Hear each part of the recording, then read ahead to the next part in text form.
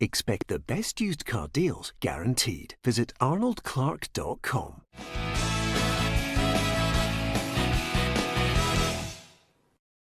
Welcome to Peter and Ruffy's Football Show, sponsored by Arnold Clark. I'm Peter Martin. It is Monday. We'll be looking back over the Premiership results in Scotland and also looking ahead to European football. It's a three-pronged attack, as you can see. Alan Ruff, Alison McConnell and Barry Ferguson all talking about the latest stories.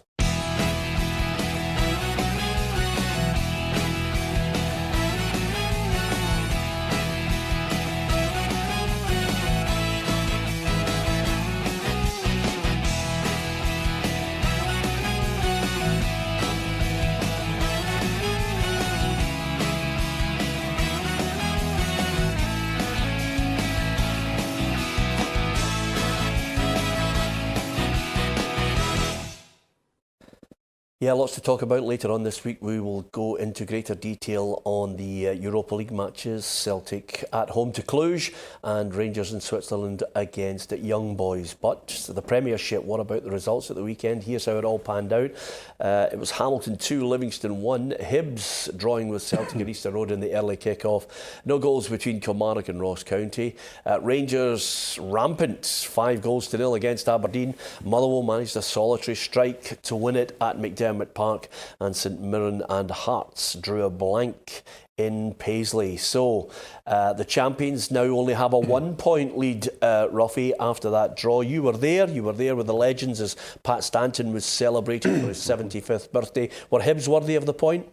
I think they were hanging on at the end. I think if you'd offered them a point at the beginning of the game, they'd have took it. They played well.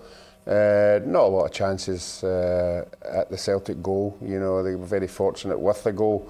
I know Neil Lennon came out and said, you know, he was happy with the performance. I don't think he was. I think if you saw the game, they weren't as impressive as what they had been. I thought the three main players, McGregor and Christie and Forrest, just didn't turn up at all. You know, and the thing I did notice about wee Lenny is he's not frightened to substitute big players. You know, if they're not playing particularly well, you're coming off. Edouard, he came off, you know, and Forrest came off. So he's not going to suffer them gladly. You know, if you're not up to his level of performance, then you're not going to be playing. Yeah, lots of talking points. The upshot of it all is the headlines from this morning's papers is Neil Lennon talking about he wants to strengthen the side even further. I don't think there's any huge surprise to that. I think for any team in Celtic's position, I think there always has to be an element of forward thinking. I think you have to be looking to January is a key window, really, as you look ahead to the summer and potential Champions League qualifying games. I think ideally you want to have a fairly settled squad by that point, bed players in, let them gel into the team. I also think there is a need for reinforcements in certain positions. For Celtic, I think the three strikers are there at the minute. Lee Griffiths has had a series of niggling injuries, in addition to the fact that he's not played regular football now for almost a year.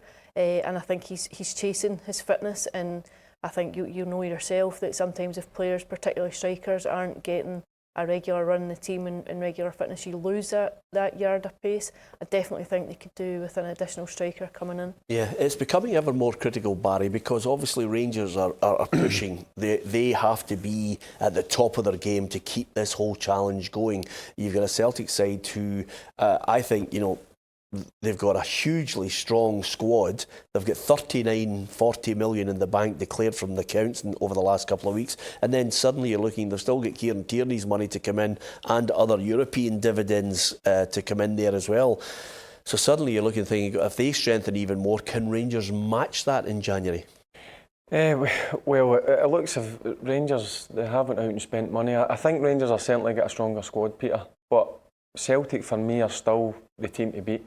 And Lenny's made it clear that even if they're doing well so far, he's always looking to strengthen. I think when you're on your game that Celtic were, I know they had an off afternoon against Hibs, but it's always a good time to strengthen when you're at the top of the league, and I'm sure Neil Lennon will I want to use some of that money to go and do that in January. Yeah, he didn't hold back in the press conference. Of course, everybody was talking about Kevin Clancy. He left us slightly bemused, I have to say, with some of his refereeing decisions. Certainly the free kick, which was brought back for the foul on James Forrest. The Hibs players were looking and wondering what was happening.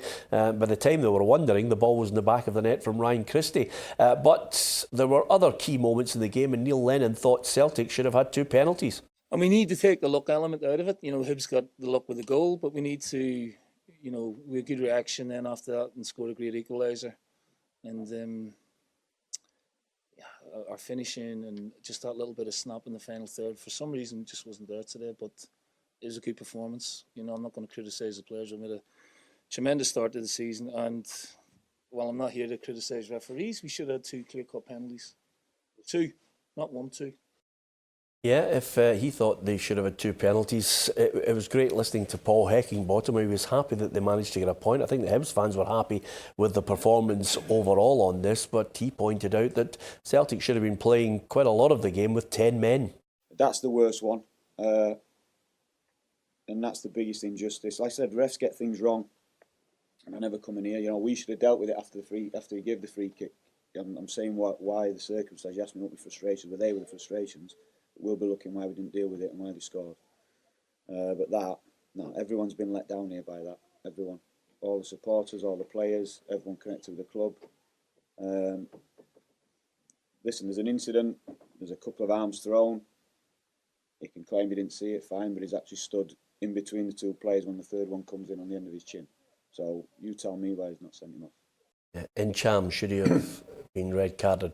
Yeah, but again, it's the wording of the rules, you know, violent conduct or what's the other one, behaviour, you know, and the referee's got to make a decision. I'd have sent him off, Yeah. I thought he acted in a violent manner. Yeah, I don't think you can interpret anything other than I think Paul Heckingbottom's been slightly unkind to him, saying by the 3rd punch he should have been sent off, but by the 3rd time that he'd raised his arm, Ali, I thought it was a stonewall certainty.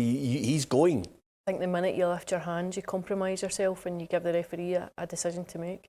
Yeah, absolutely. OK, from that draw, it clearly gave Rangers a lift.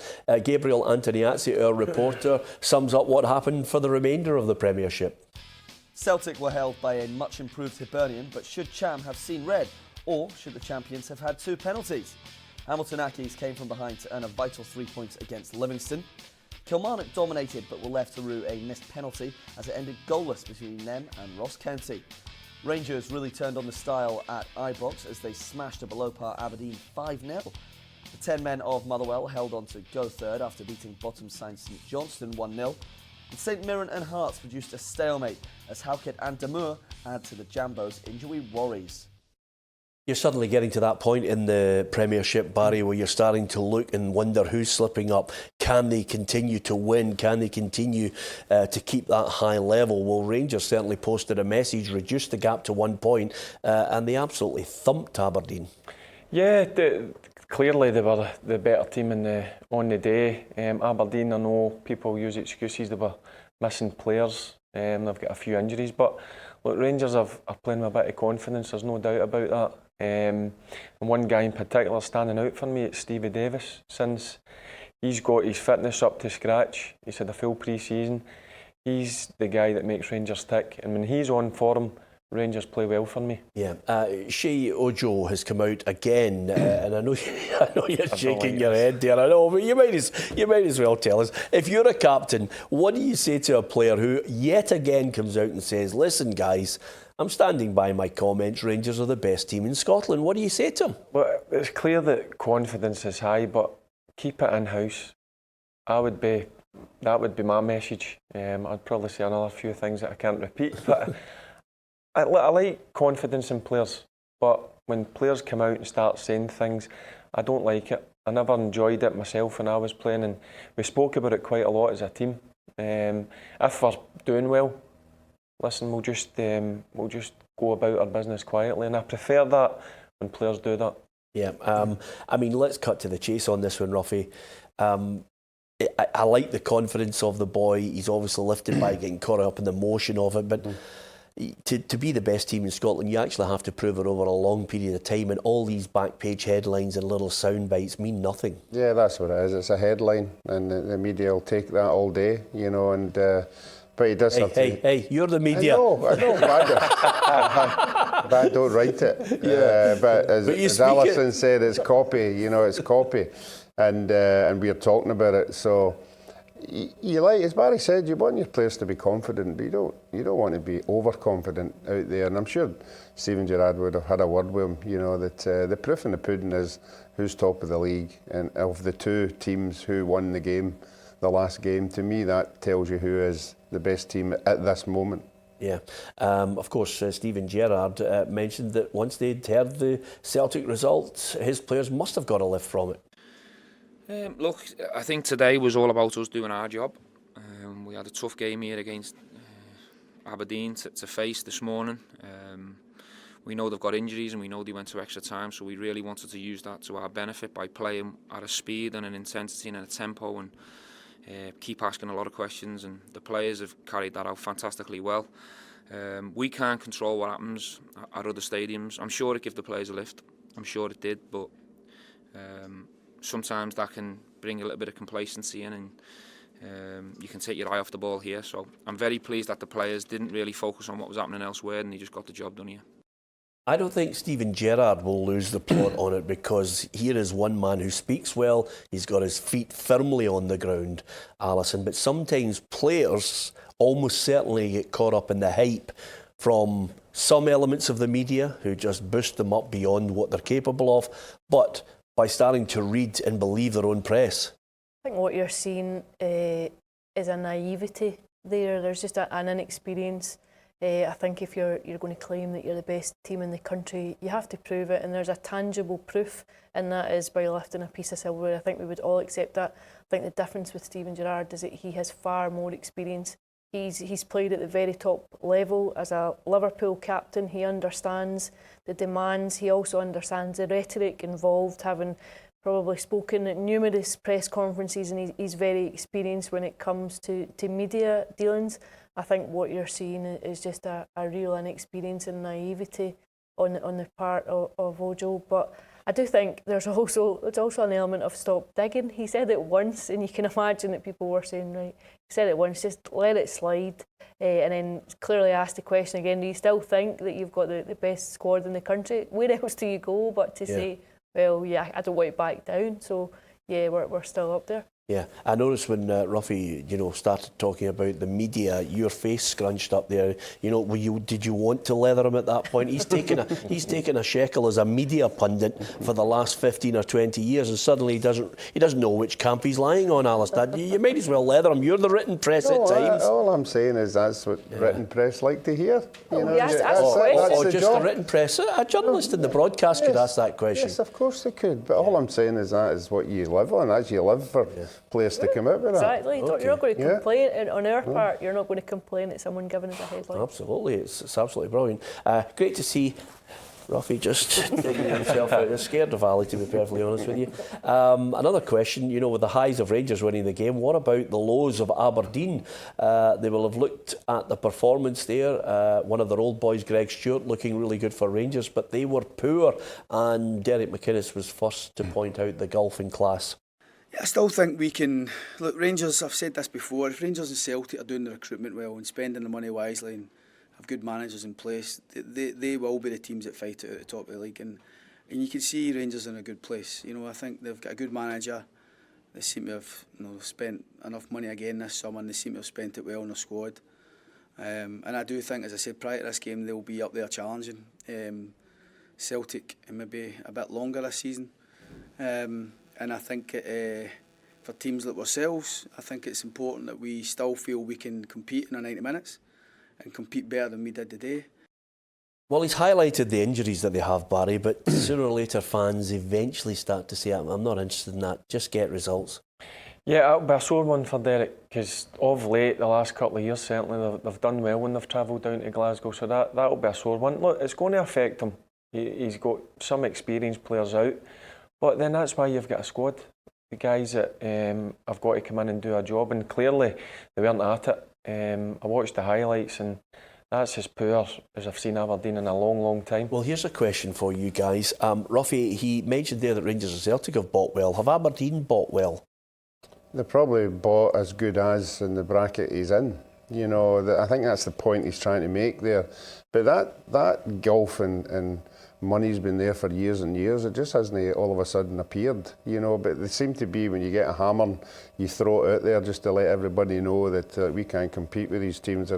And Celtic Rangers do it as well. When they come up against Barcelona or Juve, they use it as well when they get turned over. So you've just got to go on with what you've got, and that's the way it is. OK, we'll get on now with the quiz.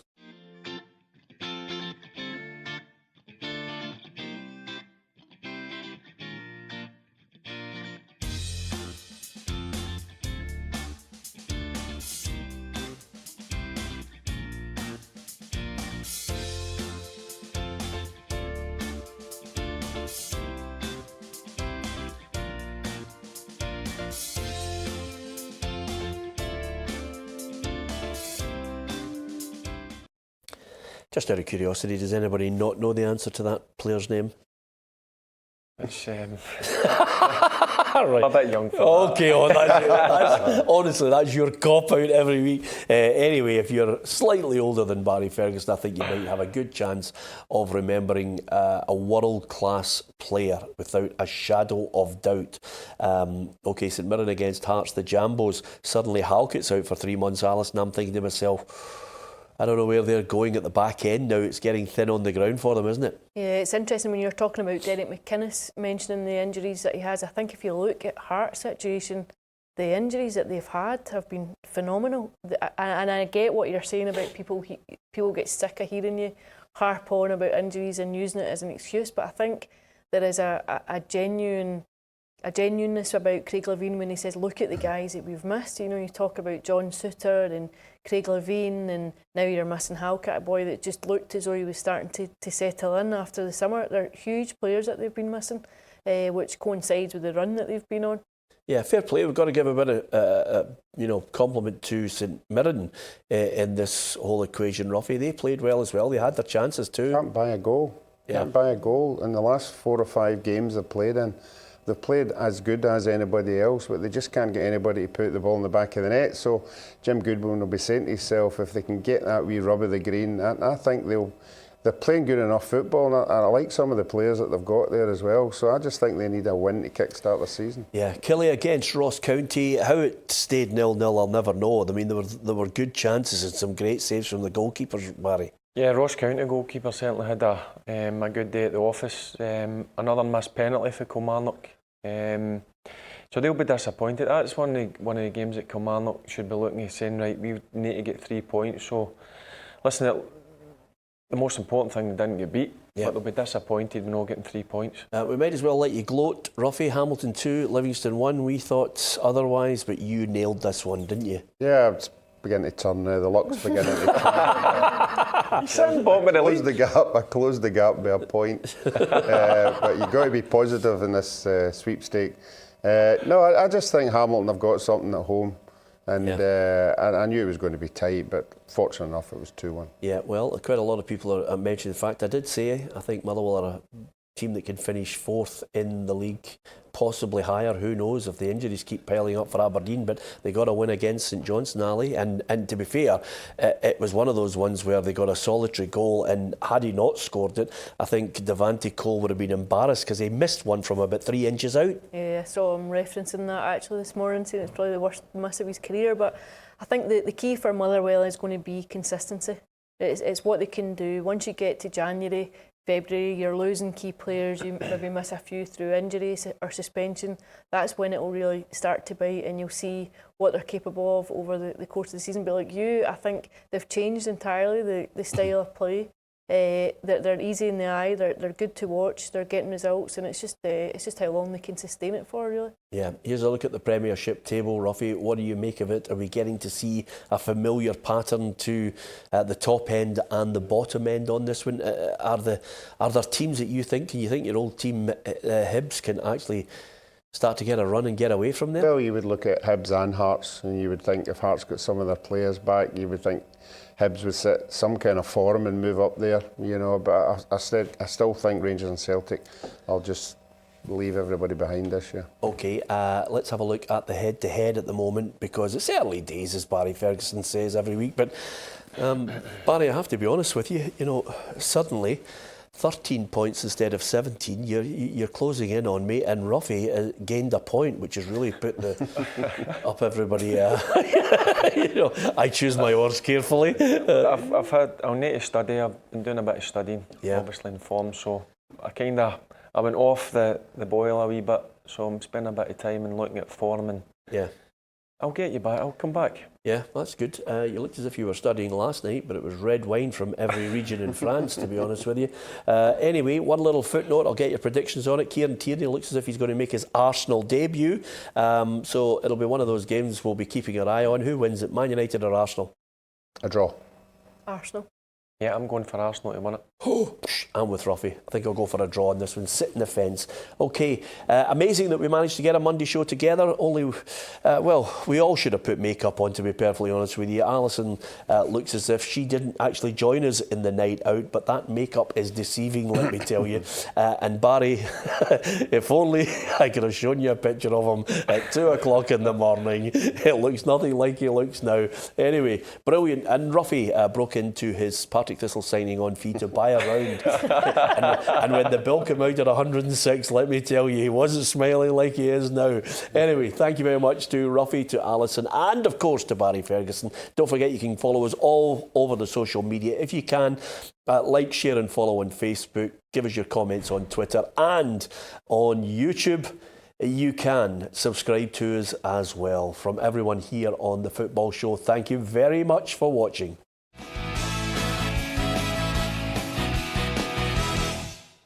Expect the best used car deals guaranteed. Visit arnoldclark.com.